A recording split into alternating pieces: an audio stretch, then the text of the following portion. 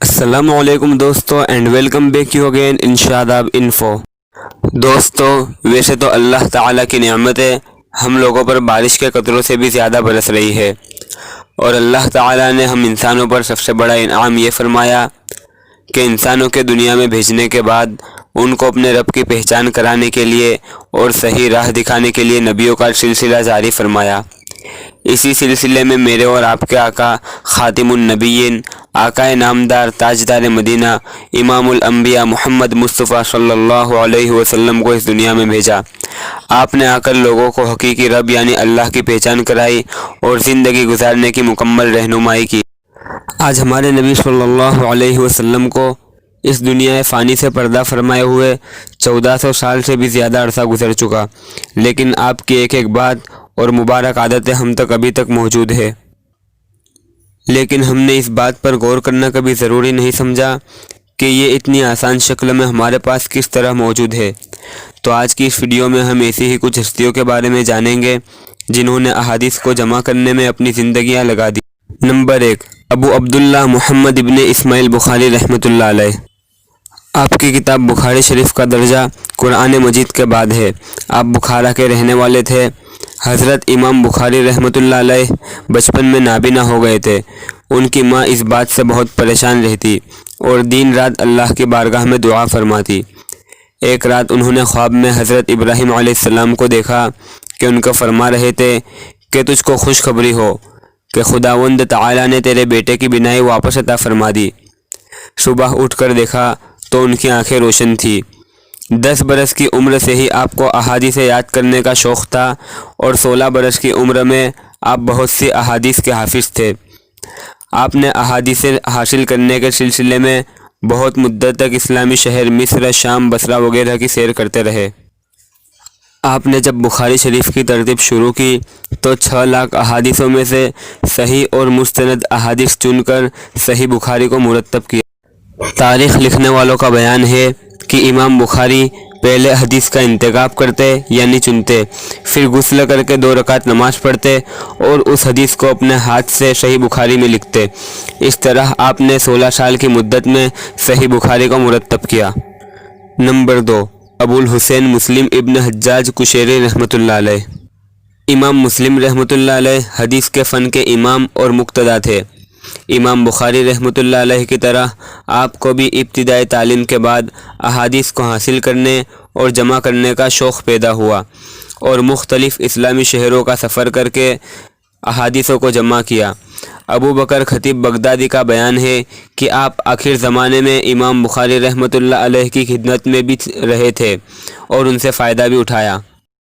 امام مسلم رحمۃ اللہ علیہ نے اپنی کتاب صحیح مسلم کو 3 لاکھ احادیثوں میں سے منتخب کر کے مرتب کیا، اور آپ نے راویوں کے نام اور کنیت یعنی اپنام کی ماخوذ تحقیق کی ہے اور ہر راوی یعنی حدیث نقل کرنے والے کی کیفیت بیان کر دی ہے، جس سے کسی قسم کا شبہ باقی نہیں رہتا۔ نمبر 3، ابو عبداللہ مالک ابن انس اصبہی رحمۃ اللہ علیہ۔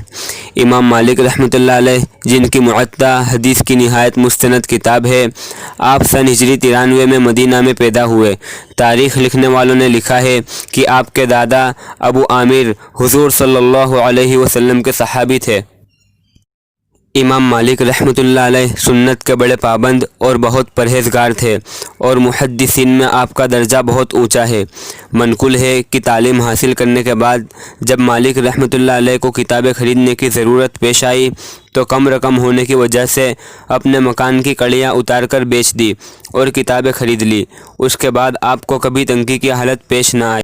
نمبر 4، ابو عبداللہ محمد ابن ادریس شافعی رحمۃ اللہ علیہ۔ امام شافعی رحمۃ اللہ علیہ سن ہجری 150 میں مقام غزہ یا اسکبان یا مینا میں پیدا ہوئے اور مکہ معظمہ میں پرورش اور تربیت پائی۔ 7 برس کی عمر میں آپ نے قرآن مجید کو حفظ کیا اور 10 سال کی عمر میں امام مالک رحمۃ اللہ علیہ کی کتاب معطا کو حفظ کیا۔ اس کے بعد آپ نے مکہ معظمہ کے مفتی اعظم مسلم ابن خالد رحمۃ اللہ علیہ سے فقہ پڑھا اور پھر مدینہ جا کر امام مالک رحمۃ اللہ علیہ کی خدمت میں رہے۔ آپ کی 114 کتابیں لکھی ہوئی ہے۔ کتاب الام خاص اہمیت رکھتی ہے۔ نمبر 5، ابو عبداللہ احمد ابن محمد ابن حنبل شیبانی رحمۃ اللہ علیہ۔ امام احمد رحمۃ اللہ علیہ سن ہجری 164 میں بغداد کے اندر پیدا ہوئے اور شروع کی تعلیم حاصل کرنے کے بعد اسلامی شہر کوفہ، بصرہ، مکہ، مدینہ اور شام وغیرہ کا سفر علم حاصل کرنے اور حدیثوں کو حاصل کرنے کے لیے کیا۔ منقول ہے کہ امام احمد ابن حنبل رحمۃ اللہ علیہ نے اپنی کتاب مسند امام احمد ابن حنبل رحمۃ اللہ علیہ کو 1,50,000 احادیثوں سے انتخاب کر کے مرتب کیا تھا اور صرف 30,000 احادیث کتاب میں لکھی تھی۔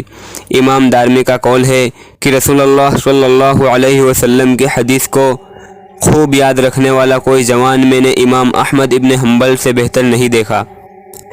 اسحاق ابن راہویہ فرماتے ہیں کہ امام احمد ابن حنبل رحمۃ اللہ علیہ زمین پر خدا کی دلیل اور حجت ہے۔